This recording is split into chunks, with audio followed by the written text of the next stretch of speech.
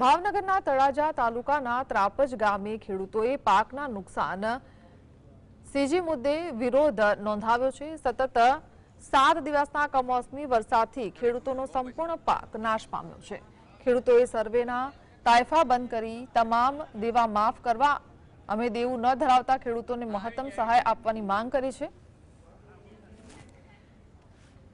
ग्राम पंचायत कचेरी में एकठा थयेला खेडूतोए विरोध प्रदर्शन कर्युं ने पंचायतना लेटर पेड पर सरकारने लेखित रजूआत करी छे। 8-10 દિવસથી વરસાદ પડે છે એટલે વ્યાપક નુકસાન થયું છે। કોઈ એવો ખેડૂત નથી કે નુકસાન થયું નથી। એટલા માટે અમે જમીન ધોવાનું પણ વળતર માંગીએ છીએ અને સરકારને દેવું તો સર્વે કરવાની જરૂર છે નહીં। હમણાં સીસીઆઈનો સર્વે કર્યો ત્યારે સરકાર પાસે બધા ડેટા છે, તો આ સર્વેની જરૂર નથી। એટલે આ સર્વેનો બધા ખેડૂત વિરોધ કરે છે અને જમીન ધોવાણ પાક ધિરાણ માફી આપે અને કાં પછી બધાને વળતર આપવું હોય તો સીધું ખાતામાં આપે અને જો ન દેવું હોય તો ઘાસચારાનું નુકસાન છે।